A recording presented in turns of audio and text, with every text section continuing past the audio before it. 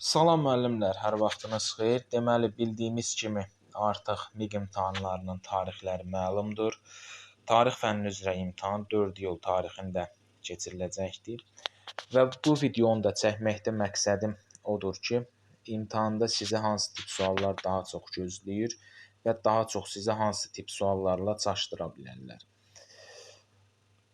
Deməli, burada deməli 7-8 sual üzərindən praktiki gedəcəyik, amma ilk öncə onu deyim ki, imtahanda sualın şərtini oxuyarkən tam olaraq diqqətli olmaq lazımdır. Çünki son illərin imtahanları da onu göstərir ki, ani bir diqqətsizlik sizi yanlış varianta aparıb çıxardır. Ona görə maksimum şəkildə sualın şərtini diqqətli oxumaq lazımdır. İndiyə kimi əziyyət çəkmisiniz, hazırlaşmısınız. Üzr istəyirəm. Gəlib indi sonda ani bir diqqətsizliyə qurban verməyək ona. Özünüz də ixtisasda vəziyyəti bilirsiniz. Yəni vakansiya azdır, rəqabət böyükdür. Yəni bu nə riyaziyyatdır, nə kimya deyil ki, gedib ixtisasdan 17-18 düz yazıb işə qəbul olasan. Bizim ixtisasda bilirsiniz ki, ən azı 33-34 düz yazmalısan ki, ixtisasdan minimum səviyyədə. Sən harasa ümid eləyəsən də. Yəni bir ümid işığı qala, harasa qəbul olmaq üçün nəsə bir şans qala. Gəlin keçək suallara. Deməli, ən çox istifadə edilən sual tiplərindən biri birinci sualda səbəb-nəticə əlaqəsidir. Deməli, bizi burada harda daha çox çaşdıra bilərlər? Nəticəni səbəbin yerinə, səbəbi isə nəticənin yerinə verib bizi belə deyək də yayındıra bilərlər. Məsələn, burada birinci sualda 4-cü fikrə baxın. İtaliyada faşist rejiminin sona çatması, müttəfiqlərin Siciliya adasına qoşun çıxartması. Bunu oxuyan zaman ilk baxışda düzgün kimi görsənir. Lakin diqqətlə baxanda görürük ki, nəticə səbəbin yerindədir, səbəb isə nəticənin yerindədir. Və bu da neyinir? Testin şərtini ödəmir. Yəni testdə bizdə səbəbdən törəyən nəticəni istəyir, nəticənin düzgünlüyünü istəyir. Ona görə bunu 2023-də də bu tip sual düşmüşdü. Yəni imenli səbəblə nəticənin yerini dəyişmişdilər. Və əksəriyyət müəllim də bunu səhv yazmışdı. Ona görə maksimum şəkildə diqqətli olmaq lazımdır. Baxın, bu testi tam olaraq oxumayacağam vaxt məhdudiyyətinə görə. Burada yalnız cavab 3-dür. Əl-Amayen döyüşünün baş verməsi, Alman-İtaliya müttəfiqlərinin qalib gəlməsi. Yalnız 3-dür. Amma 4-ü diqqətsizlik eləyib 4-ü də düzgün kimi götürsək. Baxın, 3-4 cavabı da var. Ani bir diqqətsizlik etsək, biz yanlışa gedəcəyik 3-4-ə. Yəni 4-ü düzgün götürsək. Amma yox, diqqətlə oxusaq sualı, yalnız 3-ün doğru olduğunu görəcəyik və E variantını yazacağıq. Yenə də səbəb-nəticə əlaqəsi düşdü, 100% ki düşəcək. O zaman test sizin ağlınıza gəlsin, yəni yadınıza düşsün ki, səbəblə nəticənin yerinə fikir verəsiniz. Yəni ola bilər siz dərsliyi mükəmməl bilirsiniz, dərsliyi mükəmməl mənimsəmisiniz. Amma ani bir diqqətsizlik, yəni yenə də deyirəm, onu heçə endirəcəkdir. İkinci suala gələk. Deməli, 7-ci əsrin 60-cı illərində baş vermiş hadisələri müəyyən edin. Bu tip suallarda hər il qəbulda olur. 7-ci əsrin 60-cı illəri olmasın, ola bilər 18-ci əsrin 60-cı illəri və yaxud da 20-ci əsrin 60-cı illəri olsun. Bu tip suallarda necə çaşdırırlar? Bu tip suallarda daha çox deməli düzgün bir fikri verirlər. 7-ci əsrin 60-cı illərində baş vermiş hər hansı bir düzgün fikir verirlər. Sadəcə olaraq o fikirlərin arasına xırda bir detal atırlar. Həmən o cümləni yanlışa aparan detal atırlar. Və həmən o detalla ümumi o cümləni axırda gətirib səhv çıxarır. Məsələn, ikinci fikirdə qeyd olunub ki, Alban hökmdarının Bağdada ərəb xəlifəsinin qəbuluna getməsi. Bu dərslikdə də qeyd olunub ki, Alban hökmdarı Cavanşir 7-ci əsrin 60-cı illərində ərəb xəlifəsinin qəbuluna gedir. Amma Bağdada getmədiyi üçün o dövrdə heç Bağdad mövcud deyildi. Yəni şəhər hələ salınmamışdı. O Dəməşqə getmişdi. Amma burada Bağdad qeyd olunub. Yəni ani bir diqqətsizlik edib bunu Bağdad sözünü gözdən gəlsək, içini düzgün kimi götürsək və sonunda gətirib bizi nə edəcək? Testin yanlış variantını yazmağımıza gətirib çıxardacaqdır. Bir düz idi o heç sülalə dəyişikliyinin baş verməsi. 2 dedik səhvdir. 3-ə gəldikdə Xəzərlərin albanlar tərəfindən məğlub edilməsi, bu da məlum məsələdir ki, var 7-ci əsrin 60-cı illərində. 2-ci Bələncər döyüşündə Xəzərlərin qalib gəlməsi bu 50-ci illərə düşdüyü üçün götürmürük. Bir də daha çox nələri daxil edirlər bu tip cümlələrə? Testin əsrin 60-cı illəri qeyd olunubdur. Həmin o əsrdən bir əsr sonra 60-cı ildə baş vermiş hadisatdır. Mən bunu müşahidə etmişəm. Hər dəfə görürəm. Yəni məsələn soruşur 18-ci əsrin 60-cı illərində baş vermiş hadisələri soruşun. Həmin o hadisələr içərisində 19-cu əsrin 60-cı illərində baş vermiş hadisəni atır. Yəni belə deyək də, miq atmosferi də elədir ki, həyəcan bir tərəfdən, stres bir tərəfdən, o cümləni biz düzgün kimi götürə bilərik orada. Yəni ani bir diqqətsizlik etsin. Yəni burada da verilib. Baxın 5-ci cümlədə. Böyük Karlın hakimiyyətə gəlməsi. Şərtdə bizdən 7-ci əsrin 60-cı illəri soruşur, amma Böyük Karl bildiyimizə görə 8-ci əsrin 60-cı illəri soruşur. Yəni baxın, biz əgər ikinci cümləni Alban hökmdarının Bağdada Ərəb xəlifəsinin qəbuluna getməsini diqqətsizlik edib düz kimi götürsək, 1 ilə 3-ü bilirik də, nağdı düzdür. 1 ilə 3 cavabda var o heç. Amma 2-ni də düzgün kimi götürsək, 1, 2, 3 də var, baxın cavabda. Plusla lap 2-ni gördük ki, Alban hökmdarı Bağdada yox, bunu tez tutduq da biz. Bağdada yox, Dəməşqə getmişdi. Səhv olduğunu bildik. Gəlib 5-i burada düzgün kimi götürsək, Böyük Karlın hakimiyyətə gəlməsi. Baxın cavabda 1, 3, 5 də var. Yəni bizi yanlış variantı aparacaq. Miqdə də variantları bu formada düzürlər. Onu da qeyd edim. Amma tam olaraq diqqətlə oxusaq görürük ki, cavab nədir? 1, 3-dür. Növbəti sualda, deməli növbəti sual uzun sualdır. Yəni miqdə də ilk 10-15 sual içərisində gördünüz sizə uzun tipli sual düşübdür, şərti uzun və yaxud da ümumiyyətlə uzun tipli suallardan qaçın. Yəni ilk 15 sualda uzun tipli sual varsa, əgər şərti uzun sual varsa, keçin gedin. O sualı bilsəniz belə, asan sual olsa belə yazmayın o sualı. Çünki ilk vaxtlardan belə deyək də, həmən suallar yorucu gəlir. Amma daha sonra gedin asanları işləyin, asanları işləyəndən sonra keçin həmən o uzun tipli suallara keçə bilərsiniz. Bu sualda da deməli, sualın şərtində bizdən Münhen konfransında iştirak etmiş dövlətlərin 2-ci Dünya müharibəsindən sonrakı dövrünə aid uyğunluğunu istəyir. Burada da bu sualı düz yazmaq üçün biz 1-ci Münhen konfransında iştirak etmiş dövlətlərin bilməliyik. Bir də həmən dövlətlərin 2-ci Dünya müharibəsindən sonrakı dövrünə aid hadisələri. Bildiyimizə görə Münhen konfransında iştirak edibdi İngiltərə, Almaniya, İtalyanlar və fransızlar iştirak edibdi.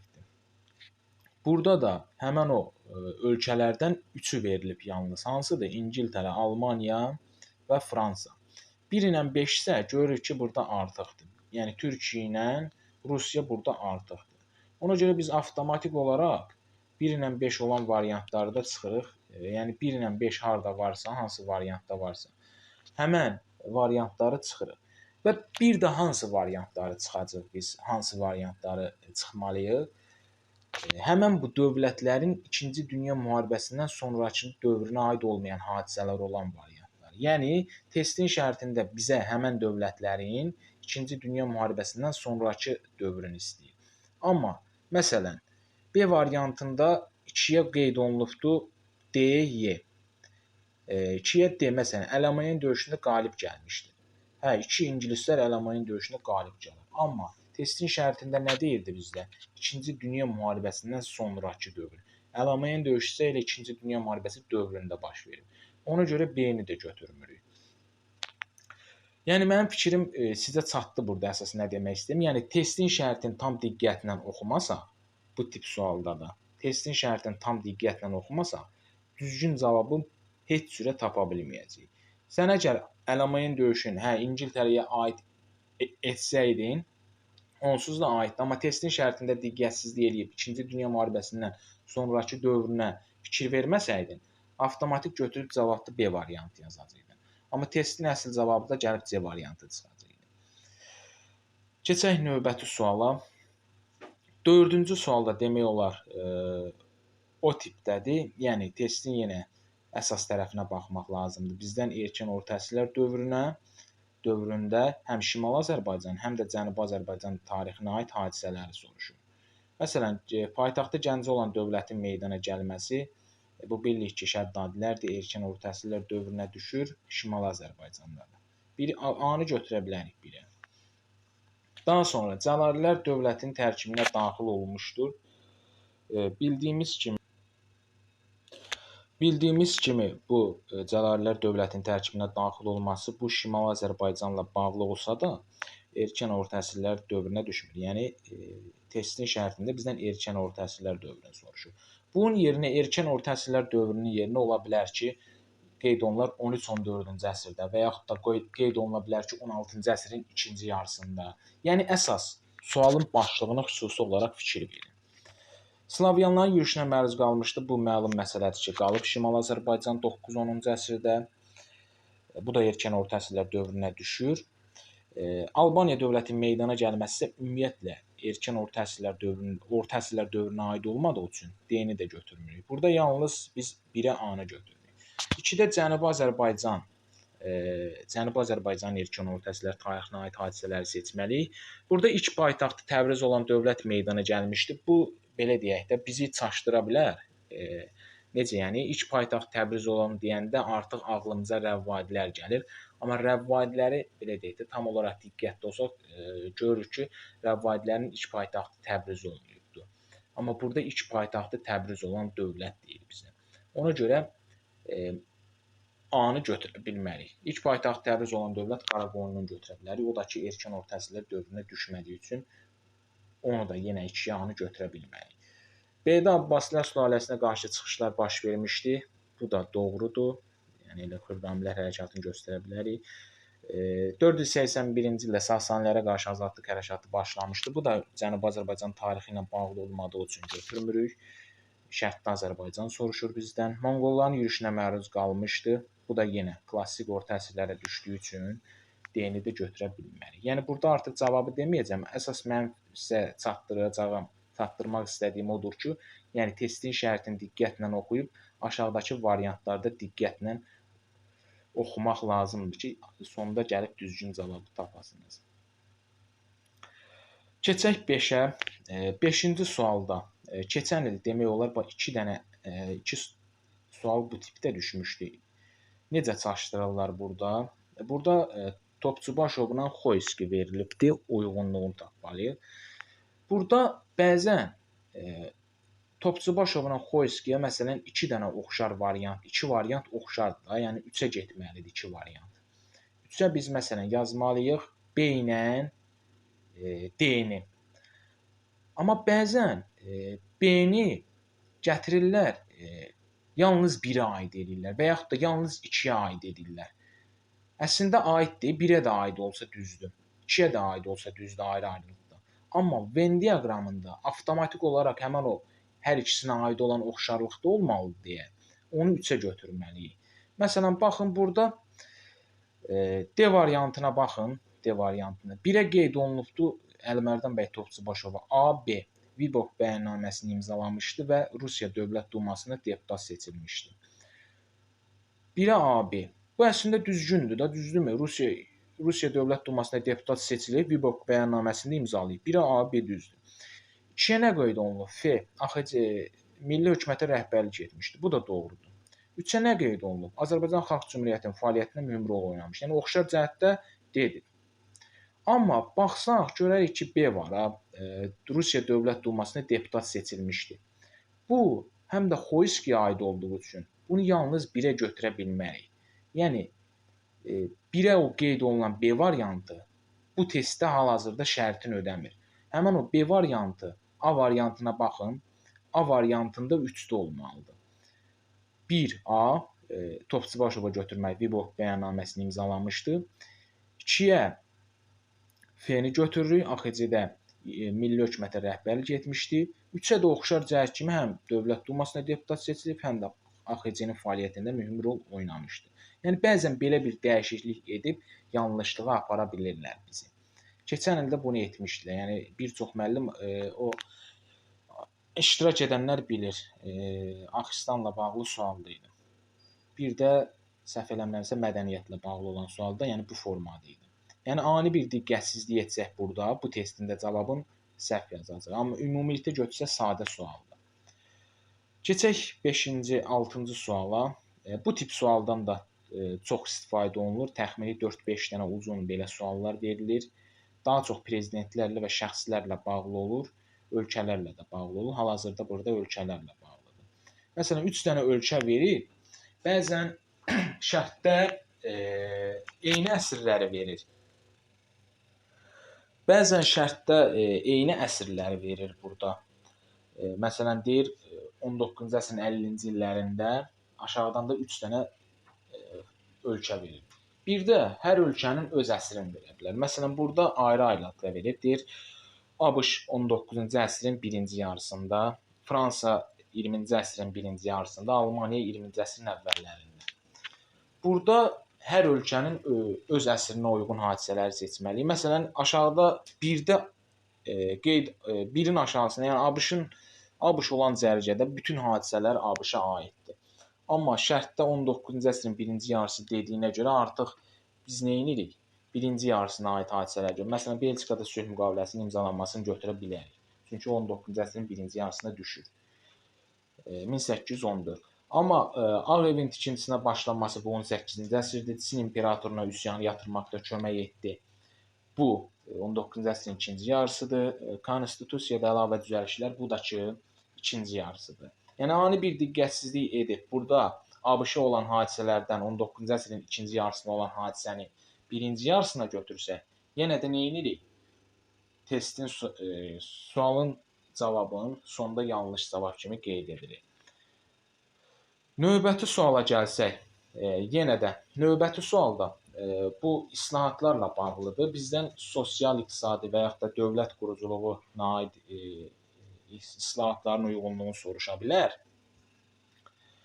Məsələn, burada deyir Heydər Əliyevin birinci prezidentliyi dövründə həyata keçirilən islahatların düzgün uyğunluğunu müəyyən edin. Burada dövlət quruculuğuna aid islahatlar içərisində bizə Heydər Əliyevin birinci prezidentliyinə dövrünə düşən siyasi islahatı və yaxud da sosial islahatını verə bilər. Biz onun Heydər Əliyevin birinci prezident dövrünə düşdüyü üçün düzgün kimi götürə bilərik. Amma yuxarı baxsaq görərik ki, bizdən birinci sırada dövlət quruculuğuna istəyir. Məsələn, prezident yanında hüquqi islahatlar komissiyasının yaradılması bunu götürürük, bu heç. Respublikada ilk dəfə bələdiyyə seçkiləri bu ümumiyyətlə ikinci prezident dövrünə düşdüyü üçün götürmürük. Konstitusiyada ilk dəfə referendumla dəyişikliyin edilməsi, bu da ikinci prezident dövrünə düşdüyü üçün götürmürük. Baxın, torpaq islahatının həyata keçirilməsi. Bu birinci prezidentlik dövrünə düşür. Amma dövlət quruculuğuna aid olmadığı üçün nə etmirik? Həmən onu D variantının birə aid etmirik. Daha ikinci tərəfə baxsaq, iqtisadi islahatlar olan hissəyə, ticarətdə açıq qapı siyasətinin tətbiq edilməsi. Bunu götürə bilərik. Birinci prezident dövründə var, iqtisadi islahatdır. Bakı Subsa neft kəmərinin çəkilməsi bu ikinci prezident dövrünə düşdüyü üçün götürmürük, amma iqtisadi islahatdır. Azərbaycan Dövlət Neft Fondu yenə də ikinci prezidentlik dövrünə düşdüyü üçün bunu da götürmürük. Ölkədə ilk parlament seçkilərinin keçirilməsi, bu da baxın birinci prezident dövrünə düşür, amma dövlət quruculuğuna aid olduğu üçün bu variantı da götürmürük. Bizdə ikidə iqtisadi islahatlar istəyir. Yəni bu məqamlara da xüsusi diqqət yetirin.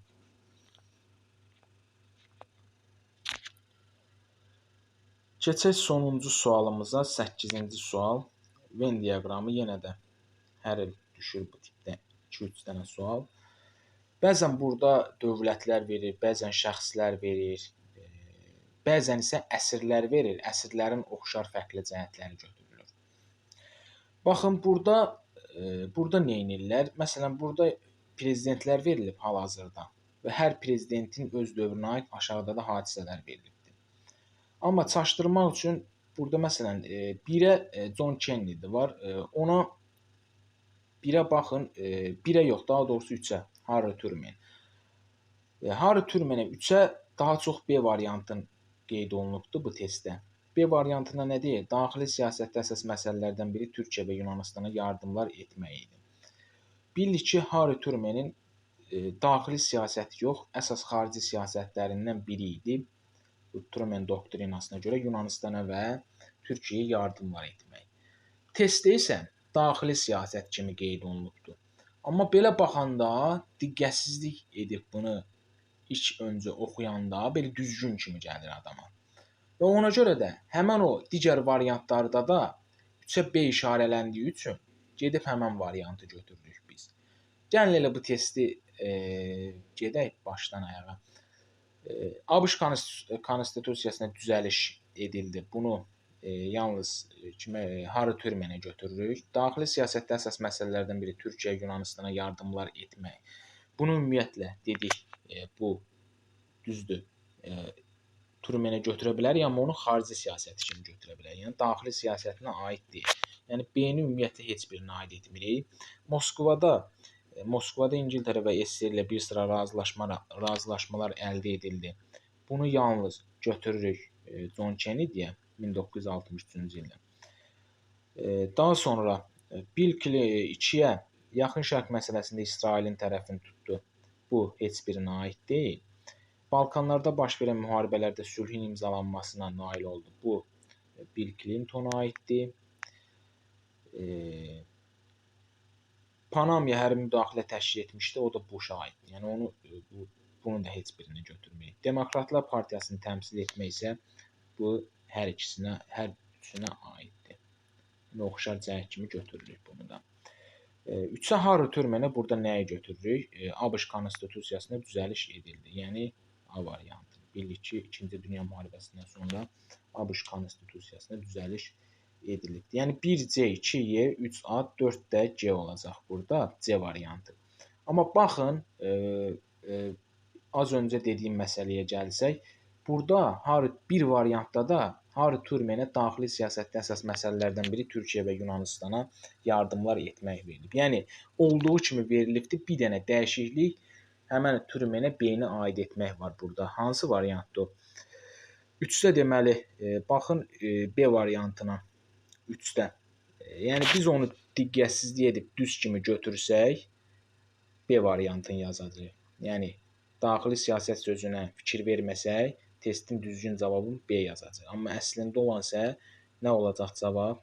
C variantı olacaq. Bu qədər müəllimlər. Ümid edirəm ki, yəni bu video sizin üçün faydalı olacaq. Yenə də deyirəm, yəni imtahanda indiyə kimi əziyyət çəkmisiniz. Yəni bilirəm ki, yazacaq səviyyədəsiniz, lakin tam olaraq diqqətli olmaq lazımdır. Yəni ani bir diqqətsizlik, yenə deyirəm, sonda sizə uğursuzluğa gətirib çıxara bilər. Yəni çalışaq diqqətli olaq. Hər birinizə uğurlar.